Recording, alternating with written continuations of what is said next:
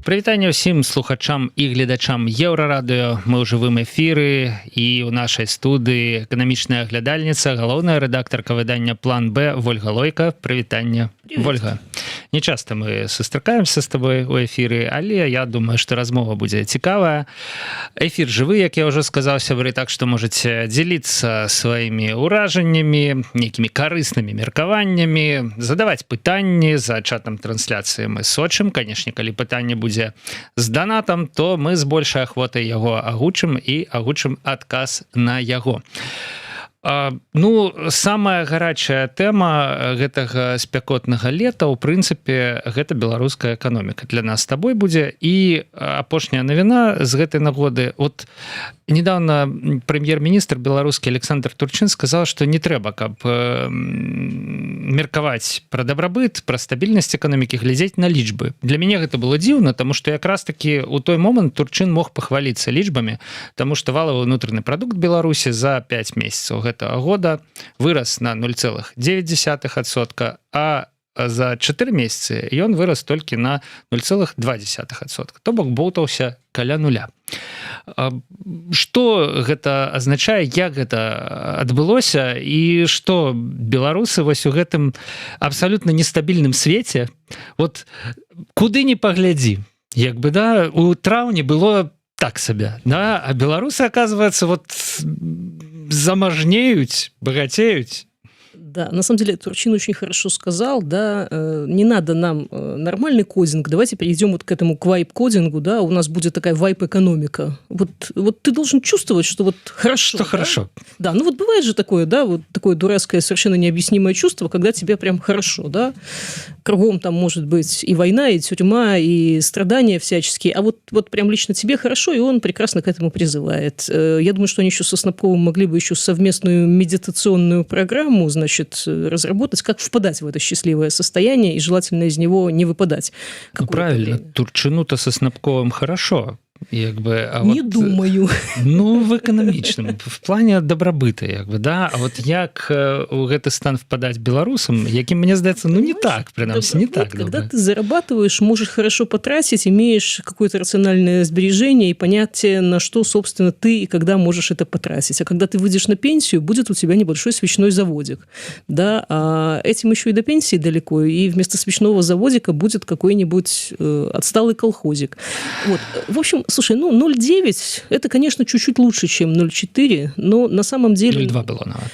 Да, на самом деле на фоне российских новостей, да, 0,4 это новый российский прогноз, да, и выглядит все довольно печально на самом деле, тем более, что вот даже россияне не успели порадоваться, что у них тут ставка снижается, казалось бы, может сейчас экономику как разогревать начнут, ну не начнут, и ставка снизилась на 0,25 пунктов всего, и Набиуллина уже сразу сказала, что, ребят, у нас начинается рост цен на топливо, поэтому, извините, ресурс снижения ставки закончил, фактически не начавшись, и с большой вероятностью она может быть снова повышена. Да? Ну, такое себе сигналы для роста экономики, поэтому не случайно Турчин сказал ловить вайп, волну и так далее.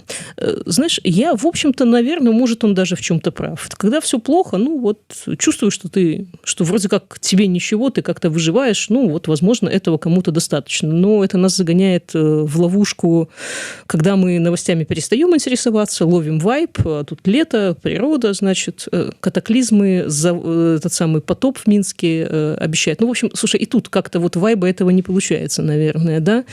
И на этом вайбе куча белорусов говорит, там, в смысле в отпуск не ехать? Как? Ну, вот я прям слежу за несколькими автобусами, которые вот прямо сейчас едут и в Геленджик, и в Крым, и такие, в смысле не ехать? А отдыхать? А море? Ну, правильно. На захад не поедешь. На поўнач, калі казаць там пра Клайпеду якую-небудзь, таксама не поедешь. Да. Ну, і пра там Швецию з Фінляндыяй. А застаецца толькі, власна, вось гэта накірунак, і там засада. Ну, это слабый такой аргумент, да. Ну, есть Нарощ, есть Браславские озера, есть просто Минские парки или Гомельские, Брестские, да. Ну, как бы такой момент, когда лучше, наверное, немножко быть реалистом, немножко интересоваться новостями. Вы можете считать, даже Лукашенко того же читаете, сейчас даже это уже ок, который говорит, что там, а давайте посидим где-нибудь поближе к своей родной стране, и давайте хотя бы с детьми окажемся примерно по одну сторону границы, да, потому что люди, которые детей умудряются сейчас отправлять, сейчас это реально небезопасно. Поэтому вайб вайбом, но такое время, когда и политикой, и экономикой лучше все-таки интересоваться, чтобы не делать всяких ошибок. Да? Это вот как белорусы, которые говорят, слушай, тут видел, почем комнаты сдают в Бресте? Надо брать в кредит. Да? Вы просто, если что-то видите, да, вы подумайте, почему они там имеют такую цену, как долго это может продлиться, сколько я буду платить по кредиту, какие сейчас ставки. В общем, как-то немножко так более глобально подходить, более осмысленно подходить к таким вопросам, которые сейчас, в общем-то, могут представлять угрозу вашей экономической безопасности и вашей физической безопасности. Да, вот. Складана ацэньваць эканамічную бяспеку, калі няма лічбаў, а фізічную бяспеку, калі няма ўвогуле ніякай інфармацыі про тое. Абсолютно. Пазл складывать надо фактически вслепую, причем, по-моему, там несколько коробок разных рассыпано, знаешь, они между собой даже не хотят как-то стыковаться. Перад тым, як мы крыху больш абмяркуем украінскі напрамак, тое, што адбываецца на беларуска-украінскай мяжы з рэтрансляторамі, тое, што парэкамендаваў Статкевіч Лукашэнку у сувязі з гэтым рабіць, а дакладней, чаго не рабіць, я ўсё ж такі... Ты вот ужо выходзіш на гэта, насамрэч, сама выходзіш на гэты украінскі кірунак, на яго ўплыў на беларускую эканоміку, а я ўсё ж такі хачу падтрымаць нас на беларуска-расійскім кірунку пакуль што. А вот ты кажаш пра вельмі сціплы прагноз па расійскім ВУП, да? А што гэта азначае для эканомікі Беларусі? Гэта азначае тое, што вось гэты разгон абароннымі заказамі, ён спыняецца. Да? То бок тое, што у 23-м, у 24-м, у 25-м годзе эканоміка Беларусі расла за кошт вось гэтых за кошт абслугоўвання расійскага ВПК, у людзей раслі заробкі, нечаканым чынам там людзі ворша на нейкім радыёзаводзе, радыёзавод в Гомелі, на нейкім там таксама нейкім стратэгічным каля вайсковым заводзе, дзе яны не атрымлівалі ніколі нармальных грошай, раптам пачалі атрымліваць гэта грошы, то ўсё заканчваецца, і вось гэтыя 0,4% гэта нейкая прыкмета, да, таго, што знаешь, по-моему, за последние 3 дня уже все написали, что российская экономика начинает сдуваться, все, пределы ее возможностей достигнут. Да? Очень быстро, просто потому, что если 40% бюджета ты тратишь на войну, то долго это поддерживать невозможно. Эта конструкция просто не жизнеспособна.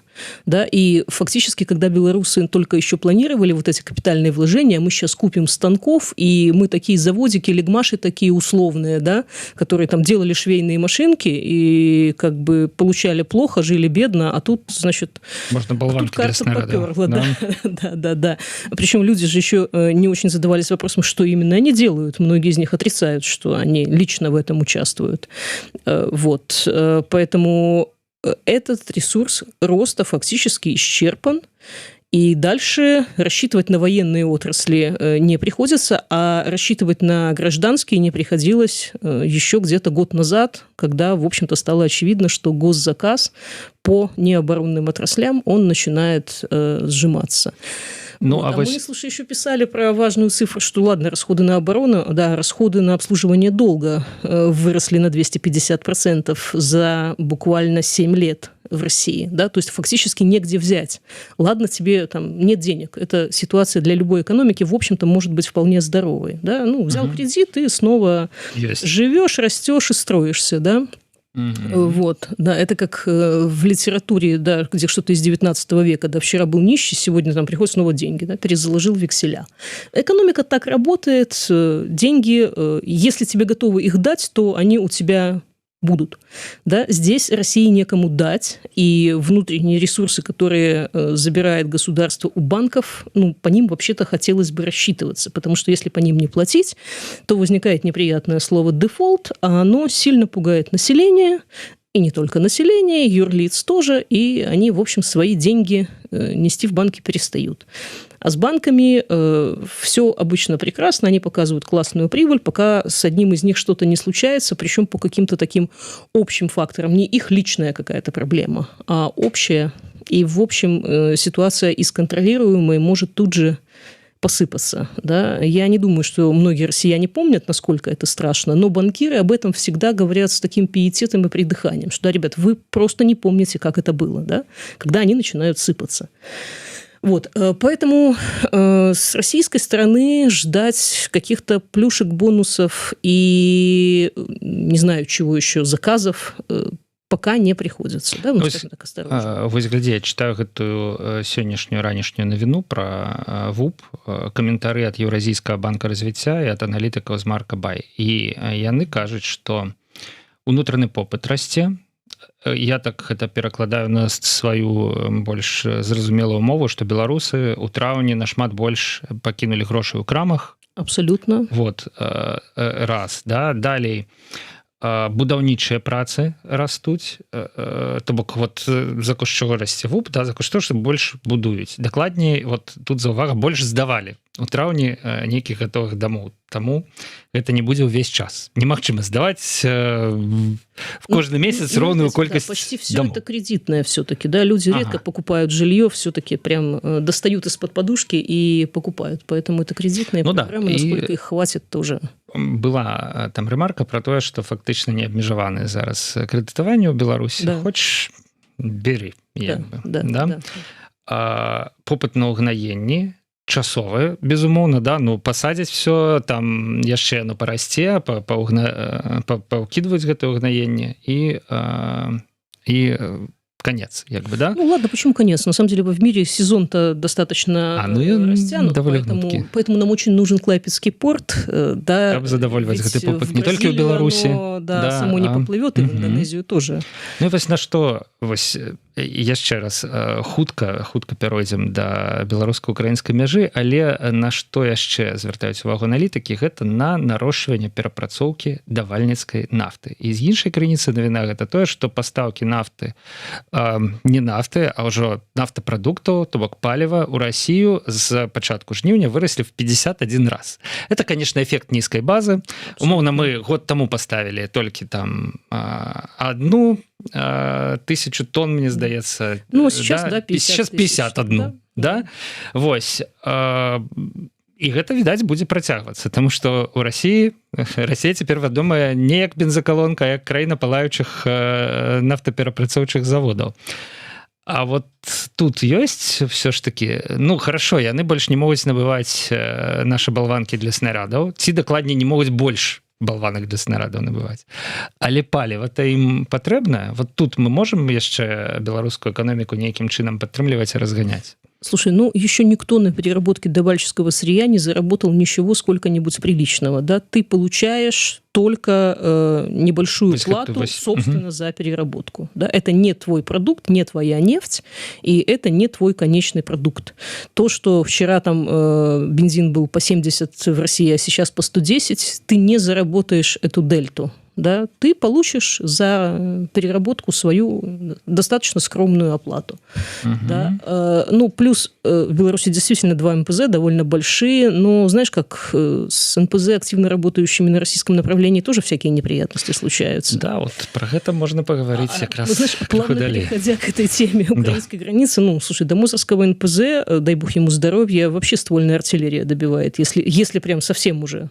чего, я надеюсь, не случится. Будет да? треба, да, ну, там меньше 50 километров.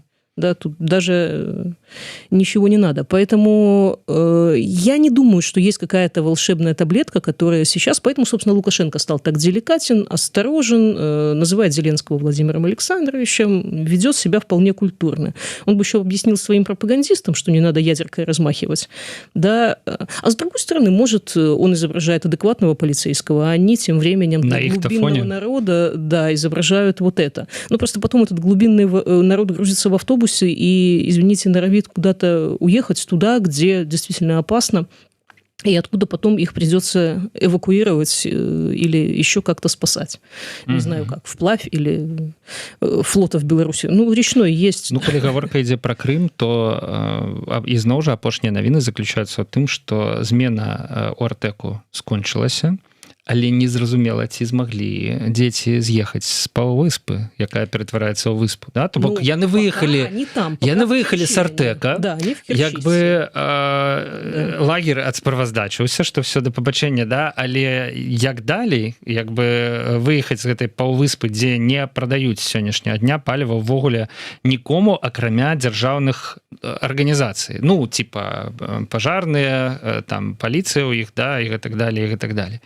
Наступные змены уже отменили. Да? Ну, фактически вот сегодня еще куча тиктоков, дети сидят еще в Тамане на российской территории, и они готовы были вот уже вот прямо сейчас выезжать на заезжать полуостров, на да. отпочинок. Ну, да. Как бы я не знаю, как их отпустили. Все-таки ситуация уже несколько дней, давай скажем так, деликатно, да, ну, больше недели, уже очевидно не очень хорошая, совершенно не способствующая детскому отдыху. Ну, вот, окей, ладно, сегодня, да, человек с фамилией Аксенов, да, остров Крым. Слушай, вот такие ассоциации и совпадения, они бывают, наверное... История типа повторяется. Когда его назначали, интересно, имелось в виду? Что Крым станет островом. Да, я думаю, что не все наши слухачи и глядачи в курсе, что есть книга, якая называется «Остров Крым», яе автор Василь Аксенов. Крым насамрэч это паўвостраў, да. Там і крыху іншы сэнс, да? Але калі кіраўніка Крыма Аксёнова прызначалі да. Расійскія акупанты, да? Все ж таки Крым быў яшчэ паўвостраў. Стал амаль да. Востровом. Книга прекрасная, можно да. пересчитать о судьбе да, таких территорий. Вот, в общем.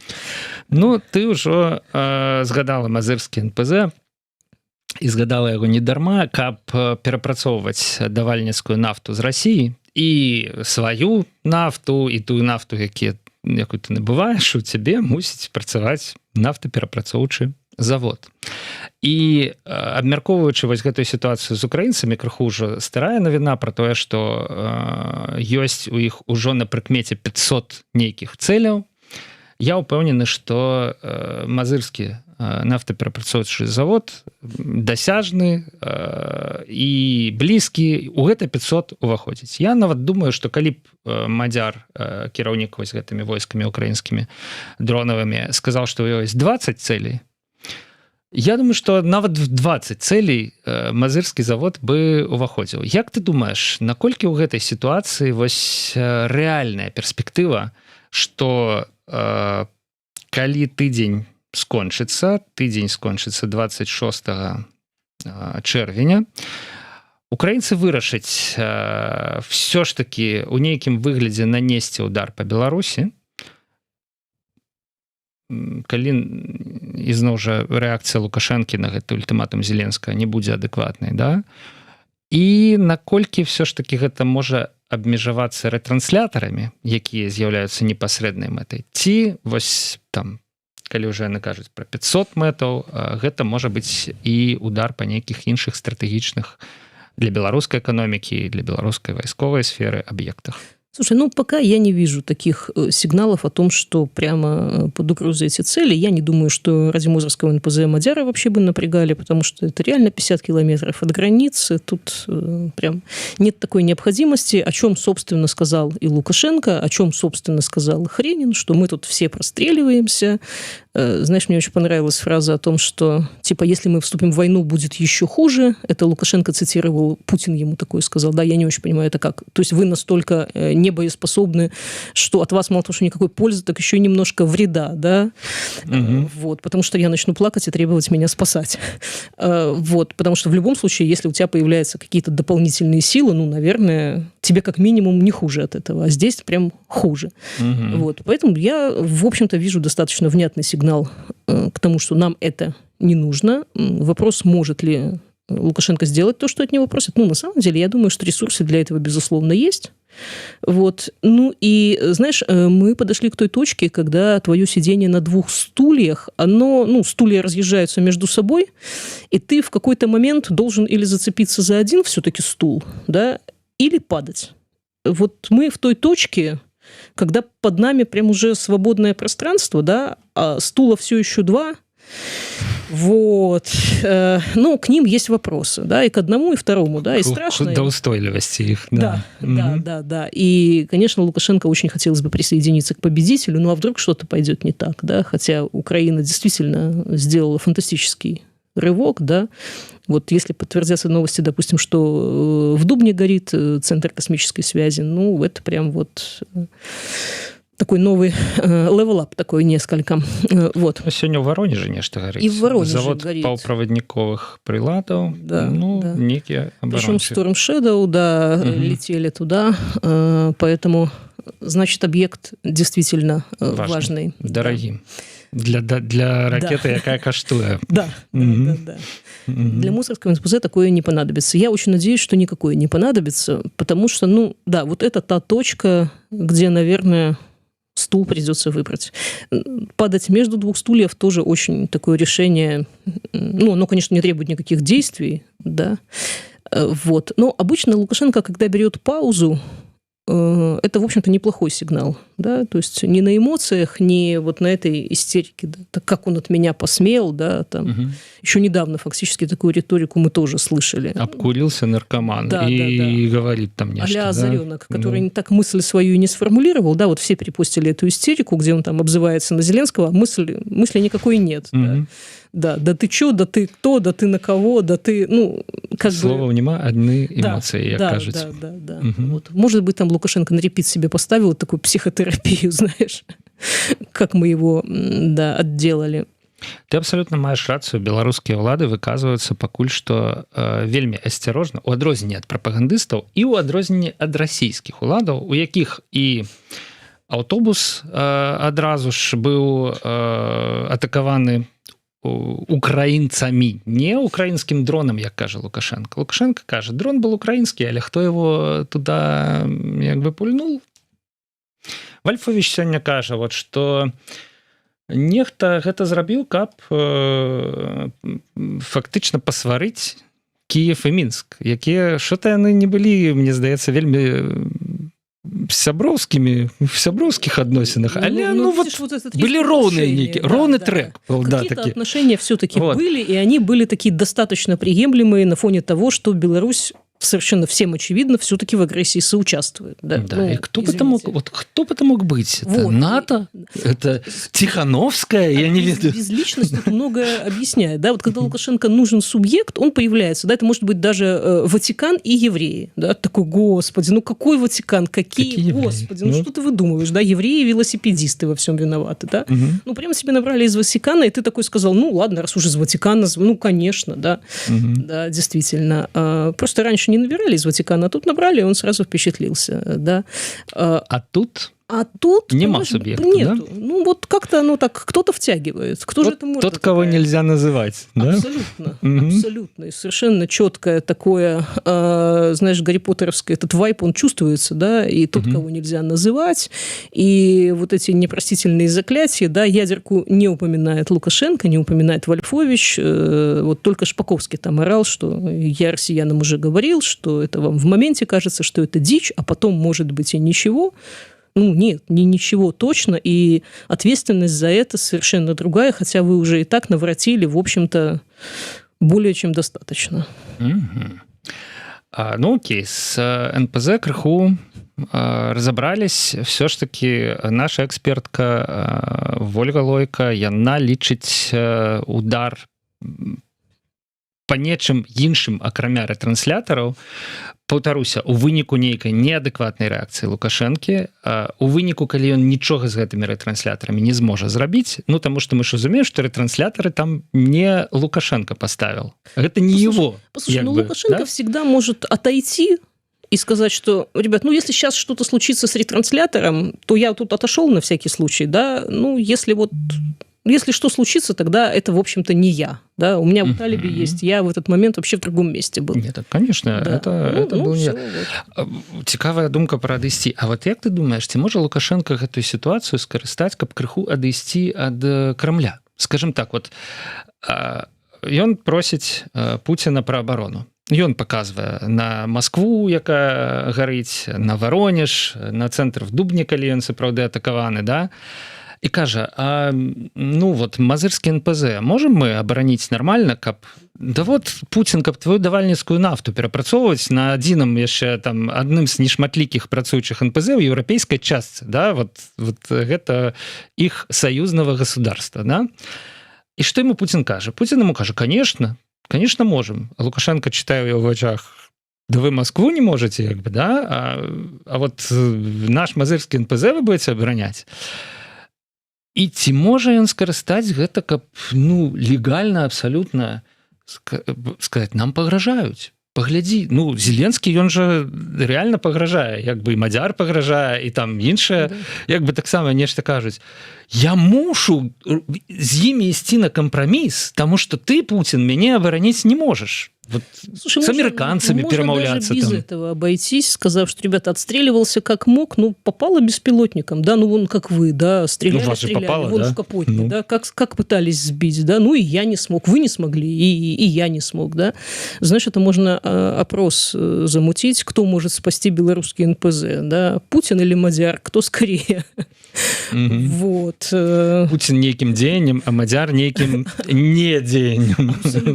Абсолютно. В кого вы больше верите, да? Ну и судя по последним событиям, вот, ну, я не поставлю на Путина в этом опросе, на самом деле. Да, российское ПВО, конечно, по словах Пескова, працуе, ён там некое слово, ну, карці працуе, типа, вынікова. Працуе, да. Вось, ну не все, да, ну вы нешта там бачыце, конечно, але мы все ж таки, типа, большасць того, что летить, сбиваем.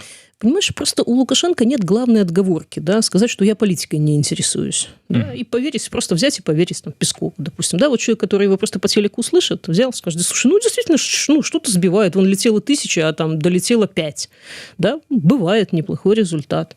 Тут цікаво, что такое define нормальная работа ПВО. Именно. Это калі долетело 5 из 1000, ці калі долетело 0 из 1000, як бы, да, а калі 5 долетело, это уже как это ненормальная работа ПВО. Если мы нормируем ПВО, это значит уже все ненормально, и политикой надо интересоваться, да, потому что, ну, ты сам понимаешь, да, если 100 раз перебегать дорогу, то ну, ты, может, и целый, да, но ты понимаешь, что если ты продолжаешь это делать, то раньше или позже ты попадешь. Вот. Если ты работаешь на промышленном предприятии, если ты пользуешься транспортом, если ты там ходишь, живешь и вообще находишься вот в таком месте, где эти беспилотники летают. Да? Мне очень нравится читать крымские твиты и смотреть крымские тиктоки, которые говорят, да не, слушай, да в нашем городе вообще, ну там по соседству, да, там в Севастополе жесть, ну у нас-то, да, там, ну 2 раза только вот тревога была, да.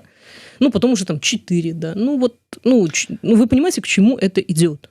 Я бачу сёння тикток, жанчына сидзіць на пляжы, і там недзе побач муж, дзіця, і летят, ну, чутно, як летять дроны, і іх спрабуюць, ну, вот,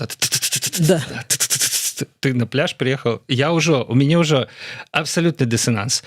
А ёй, в принципе, яна хвалюецца, яна кажа, может быть, мы пойдем?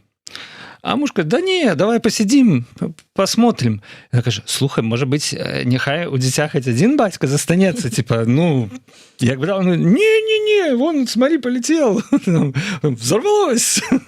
Карацей, ну, неяк люди гэта, конечно, вот не успрымаюць усур'ёз, хіба что, да, вот то, что такое отбывается. Вот. Слушай, ну, я не знаю, это wishful thinking какой-то, да, вот, ну, действительно, ну, вот пока не настолько... Типа дрон до соседей улететь, да, ну, вот, и там, да. Ну, ладно, короче, не ведаю. Ізноў, ты маеш рацыю, калі з кім-небудзь што-небудзь, не дай Боже, адбудзецца вось так вось, да, то я думаю, што іншае. Але з іншага боку, вось адбылося з беларускім аўтобусам. А аўтобусы, хоць там і нейкімі іншымі маршрутамі, але працягваюць ездзіць в Геленджик. Да, абсолютно. Да, и турфирмы протягивают. Так сколько там сказали? 5% отмовилось, типа, да, 95%. Да. Ну, они там очень деликатно спросили все-таки про отдых в Краснодарском крае, да, не спросили про Крым, а туда автобусы тоже едут. Я вот за несколькими слежу в ТикТоке, они такие, да вы что, сезон продолжается, да.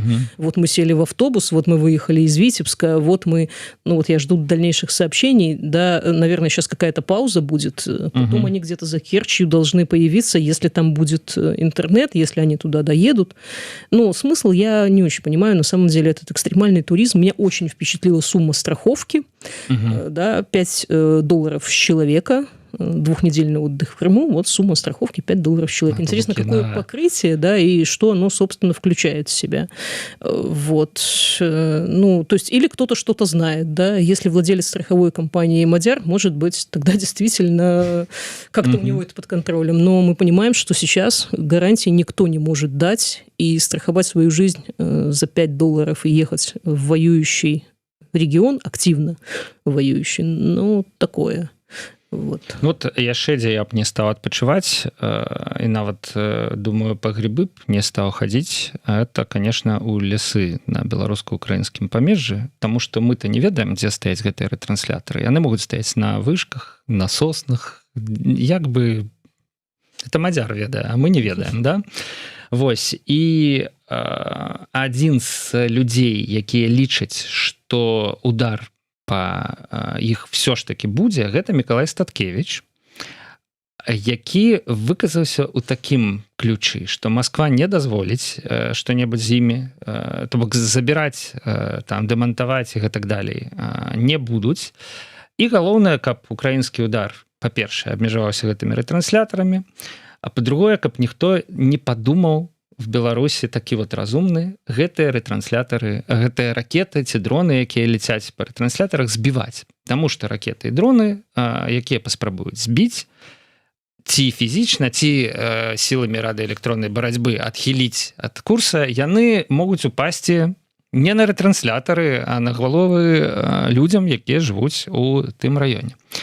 То бок, у прынцыпе, ён кажа іншымі словамі тое, пра што сказала ты. Лукашэнку трэба неяк адысці в бок і зрабіць выгляд, што ён тут не пры чым. І чтоб попали максимально точно па рэтрансляторах все ж таки, да. Вось. Ну, а калі вы там над Москвой не можете сбить нормально, то что мы можем сбить в болотах могут на Полесье? Да, ну вот сбивают, вон ловко краном сбили. Да, да, краном вообще. Очень эпично получилось. Да. Такой сквош беспилотниками. Вот. Поэтому... А вот гляди, а вот як Лукашенко будет после этого выглядать у в очах звычайных белорусов? Да, прекрасно. Слушай, ну в этом же ПВО-то не справилась, отрымливается. Почему не справилась? Почему не справилась? Что... Ни один человек не пострадал, да, все целые, живые, здоровые. Попали по кому-то там, по какой-то сосне в лесу, вообще не знаю, да, поеду сейчас, разберусь лично с инспекцией, да, только сейчас у Зеленского, как там это, разрешение на парад было, так я и тут поеду инспектировать, только вот мне бумажку там подпишут, ну... Уволе я вот нават задаючы ўжо гэта пытанне падумал, што магчыма беларусы не даведаюцца нічога пра удары. Як была гісторыя з Гомеля, дзе школьнікі падчас гэтага цэнтралізаванага іспыту бачылі ланцуг з дронаў і пабеглі там, хлопец апісвае, што мы пабеглі да вокнаў паглядзець, пофіг, што іспыт там ідзе.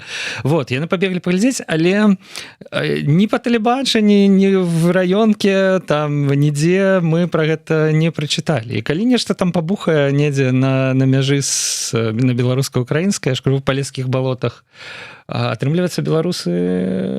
То бок Лукашенко нават и оправдываться не придется. Нет, ни за что. Послушай, так а вот новые географические реалии Крыма, да, что он островом уже становится, они же по Первому российскому каналу никак не освещаются. Да мне здаецца, нават про выбух в Москве особливо не было. Там, да. Вот эта вот крышка летящая, да, которую бы любой телеканал свету бы показал. Ну... Ничего такого.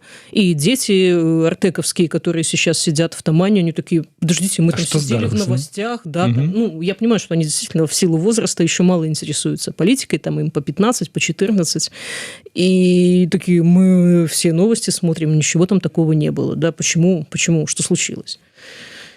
Вот. Поэтому не придется. Ну, в крайнем случае, послушай, ну, есть же прекрасные идеологи, он там, я не знаю, добавит пенсию или съездит в какой-нибудь колхоз, соберет какой-нибудь урожай, второй укос трав, что там сейчас еще, там, сезонно-климатическое у нас. Долгунец, роторная жатка. Абсолютно. Не спасет от потопа или, наоборот, от засухи. Даст дождь. Да. Или даст тепло потом. Ну, это же все не так сложно. Мы все знаем, как это работает.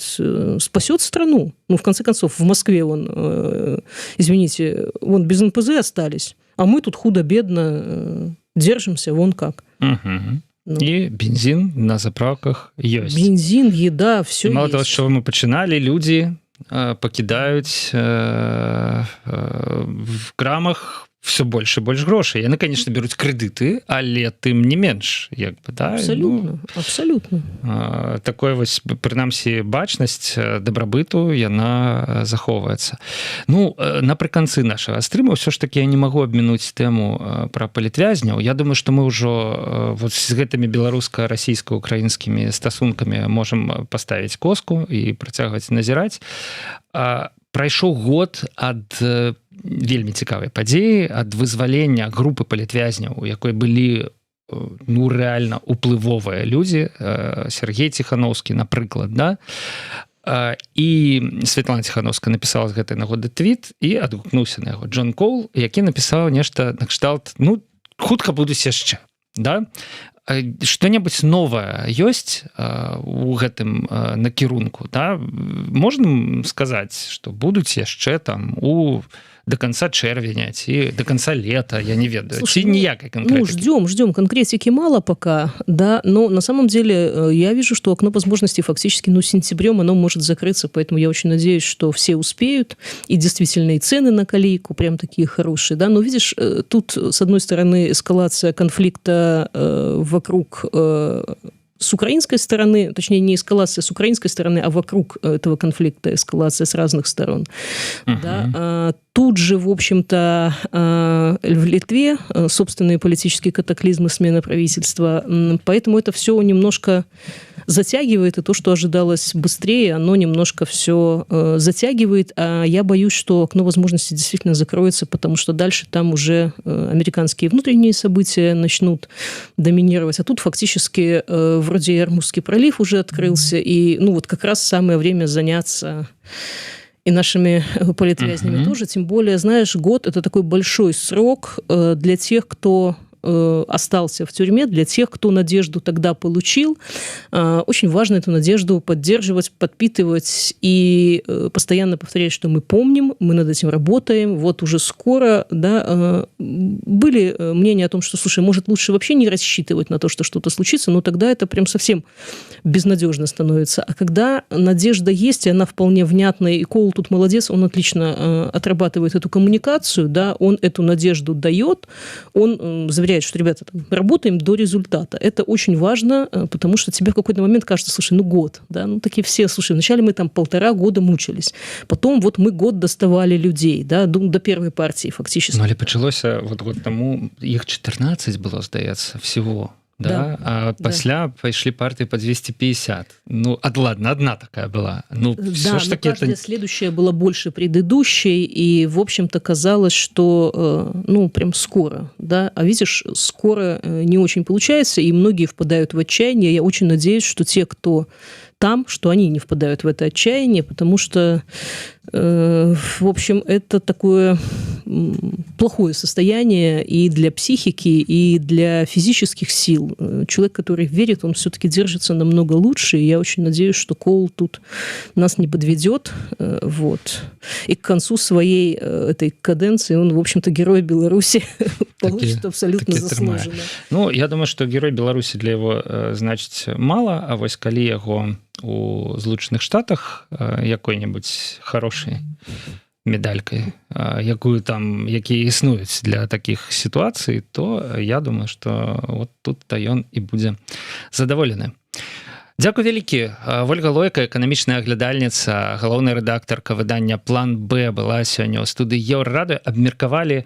Вот у нас такі палітычна-эканамічны, все ж таки мне маё задавальненне тое, што мы з ухілам на эканоміку все ж таки пагутарылі, да, таму што палітыка, вось гэтыя все чуткі, ретранслятары, там все астатняе, але гэта все звязана, это все ўплывае. Ну і мне здаецца, мы смаглі звязаць. Вось, дзякуй вялікі. Воля, дзякуй вялікі, шаноўныя слухачы і гледачы, што заставаліся з намі падчас гэтага стрыму. Да пабачэння.